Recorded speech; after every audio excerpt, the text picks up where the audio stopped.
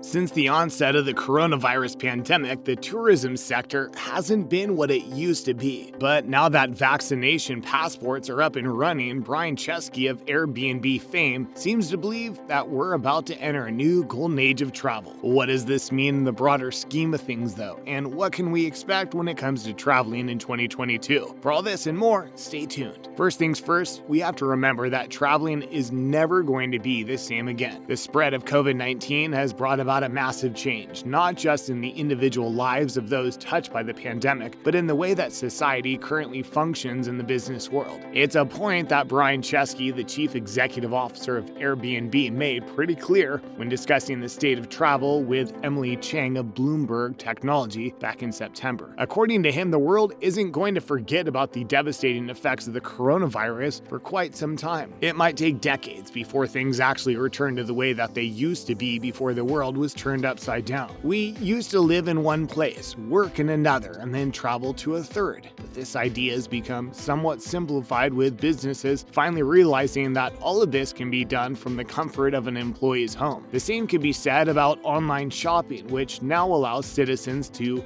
purchase anything they might need without having to actually leave the comfort of their homes. In other words, we now live in a world where everything can be accomplished from an isolated environment, meaning that more often than not, people can choose from where they want to work and ultimately live. This general idea, which was forced on by us by the spread of COVID-19, has created a society that is far more flexible than before, and where society is different, so will be the traveling trends of 2022. This makes sense, but what kinds of trends does Chesky expect to develop next year? Well, it didn't take him long to reach this question during his interview with Bloomberg Technology, and he answered it pretty simply. You see, since we're now able to do everything from the comfort of our own homes, this also means that we're no longer bound to the limitations that had us previously living in one particular area. More often than not, people made the decision to live in one place over another because of the various amenities that are present in that area. Another massive factor to consider was distance to work, with domestic travel being necessary and long distances often meaning a bigger waste of time on the road. These variables have been somewhat exterminated by the new flexible society in which we live now. We can now travel anywhere, in any time, and live in a number of places that were previously out of our reach. It's even possible to now work for an employer in the United States while living in the United Kingdom,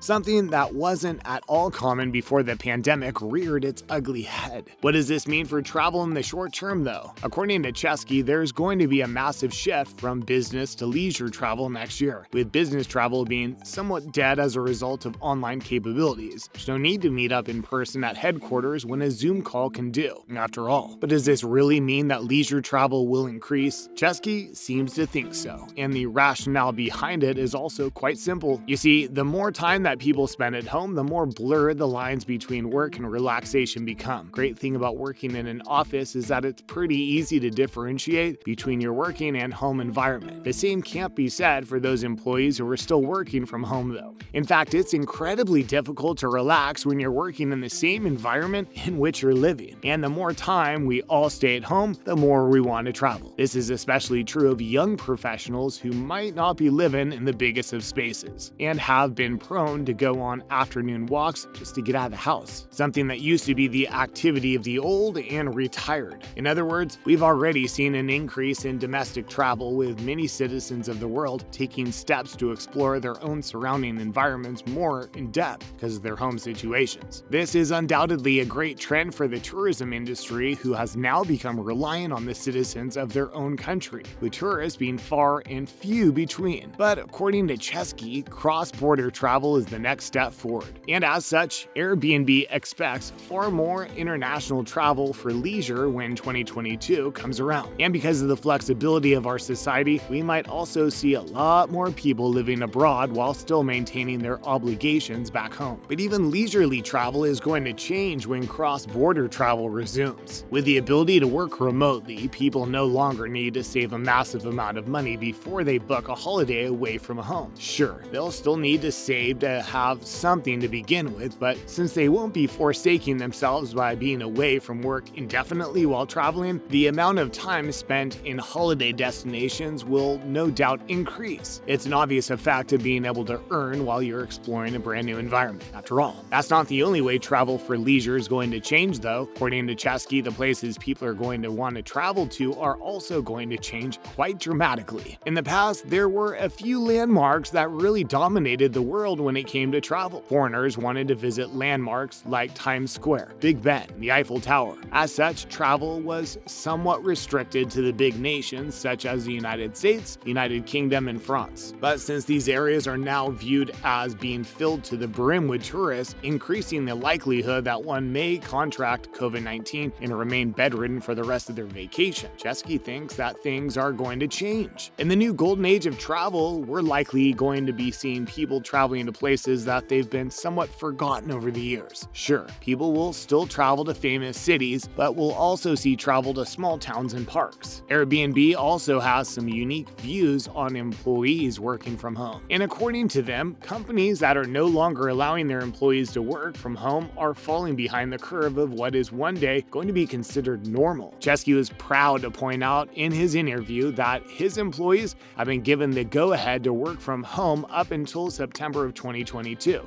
a date that could very well be revised as COVID travels across the world and introduces new variances with each passing day. And according to him, other companies are wrong in thinking that things will be back to normal come January of next year. We're now reaching a new world order in which flexibility is being appreciated above everything else, except for maybe compensation. In other words, if two companies offer an employee a package for around the same salary and one company offers flexibility as well, there's no doubt that the employee will be choosing the option that comes with flexible working hours. This allows for parents to pick their children up from school and attend to personal meetings while maintaining a brilliant work schedule after all, something that is more than desired in today's society. And this doesn't mean remote all the time. Most companies are finding themselves in hybrid scenarios where certain days can be worked remotely if so chosen. Suffice to say, work flexibility has become bigger than ever, and this is undoubtedly leading to new travel trends, as explained before. Last but not least, Chesky also had some impressive things to say about equality. You see, although women have been allowed to work for more than a few decades now, still appears to be an inherent discrimination towards them when it comes to the working environment, because of leave taken due to pregnancy being something that is somewhat limited to women, with men often having to take special leave when the time comes. Business owners find themselves opting to choose men in an effort to avoid this scenario in the future. Isn't always the case, but is one of the reasons why men are often considered to be paid more than women, as women have been proven to take more time off in general. That being said, the presence of a flexible working environment has also seen this change drastically over the last few years. Now that both men and women can work from home regardless of their personal duties, the sexes have been placed on equal footing, something we love to see. And there you have it, everything you need to know about the new golden age of travel that has been predicted by Brian Chesky. What do you think of the change? And do you think that the CEO is right in holding this opinion? Feel free to let us know in the comments section down below.